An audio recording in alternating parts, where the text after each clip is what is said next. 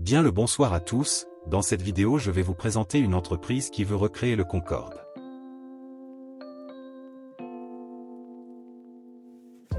Comme vous le savez peut-être, le Concorde a subi une fin douloureuse à cause de plusieurs facteurs. Premièrement, les billets pour embarquer sur le Concorde étaient hors de prix. Pour vous donner un ordre d'idée, le prix d'un billet aller-retour pour New York depuis Paris pouvait dépasser 10 000 $, ce qui a mené à une diminution du nombre de passagers qui voulaient l'emprunter. Ensuite, le Concorde causait énormément de dommages environnementaux. Par exemple, pendant la phase de décollage, le Concorde pouvait émettre jusqu'à 120 décibels. Ensuite, ces 4 réacteurs produisaient énormément de pollution due au fait qu'ils consommaient une quantité astronomique de kérosène par siège et par kilomètre. Enfin, le crash du 25 juillet 2000 et les attentats de 2001 ont découragé les passagers et les compagnies d'exploiter Concorde.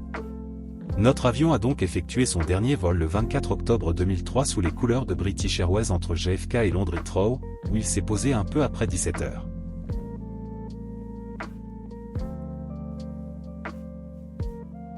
Cette entreprise a vu le jour en 2014 à Denver dans le Colorado.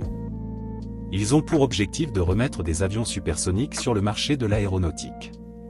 Pour arriver à cela, la compagnie a dû lever des fonds auprès de différentes compagnies et investisseurs.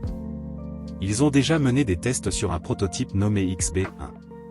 Le 28 janvier 2025, à 17 h 33, un de ces prototypes a franchi le mur du son en atteignant Mach 1.12 soit 1370 km/h environ.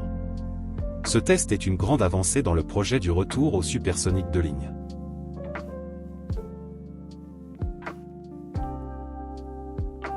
Le seul modèle de l'entreprise est l'ouverture. Selon les prévisions de Boom Supersonic, il devrait être capable de transporter entre 65 et 88 passagers sur une distance de 7870 km. Cet avion mesurerait 62 mètres de long. En ce qui concerne la motorisation, il serait équipé de 4 moteurs, Symphony, développés par Boom Supersonic eux-mêmes. Il devrait fournir une poussée de 160 kN au décollage en utilisant du carburant durable et permettre à l'appareil d'aller à Mach 1.7 soit environ 2100 km/h. Le premier vol devrait avoir lieu en 2025, mais ce sera sûrement retardé.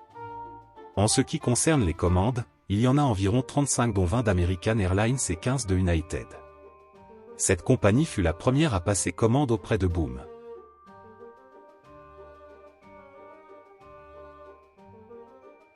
Bien sûr, un tel projet comporte de nombreux défis techniques, économiques et environnementaux. Par exemple, il faut créer un appareil résistant à des vitesses extrêmes, tout en gardant un avion assez léger pour économiser du carburant. En plus de cela, certaines personnes pensent que les vols supersoniques sont trop dangereux et disent qu'essayer de recréer le Concorde est une erreur.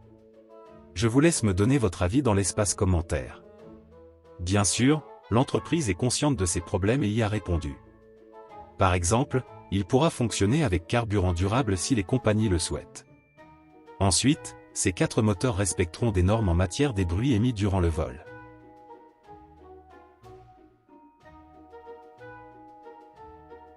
Pour conclure, je pense que ce projet est vraiment intéressant pour l'évolution de l'aviation car il permettra d'avancer dans certaines technologies nécessaires pour une aviation plus durable et économique.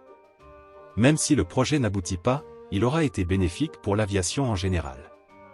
Je pense que l'entreprise prendra le temps nécessaire pour mener ce projet bien ambitieux et que les premières livraisons n'auront pas lieu avant de nombreuses années. Merci d'avoir regardé la vidéo, j'espère qu'elle vous aura plu. N'hésitez pas à me partager votre avis sur le sujet en commentaire. Vous pouvez aussi vous abonner et mettre un petit like si vous avez aimé la vidéo, à plus.